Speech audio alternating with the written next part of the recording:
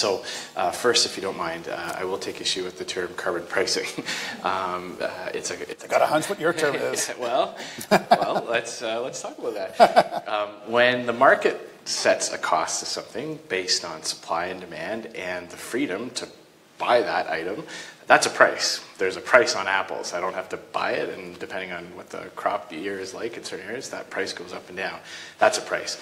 When the government sets it, enforces its collection, and takes it into its coffers, that's a tax. And all the liberal spin machine in the world doesn't change that. Canadians didn't vote for a carbon tax. Justin Trudeau campaign promised that he wouldn't bring in a carbon tax. So Canadians, I believe, it's safe for me to say that Canadians did not give this government a mandate for a carbon tax. I haven't seen any evidence that it will actually reduce emissions. Our largest trading partners around the world are abandoning or refusing to go down the road of a carbon tax. The United States is not imposing a carbon tax on its economy, on its citizens, on its people. Australia repealed their carbon tax. The Socialist Party in France abandoned their plans for a carbon tax.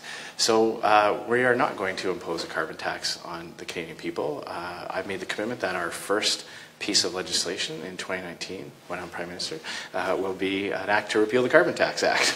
And then we're going to, but in advance of that, I do acknowledge the second part of your question, what's your plan? And I am cognizant of the fact that we have to have something credible to say on the environment.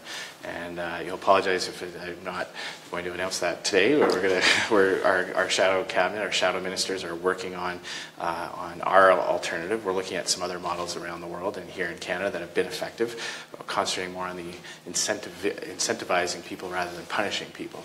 That's going to be the tack we're going to take, and I'm confident that it'll be fully costed, and it'll have a real impact, a meaningful impact, and won't just become another revenue stream for the government.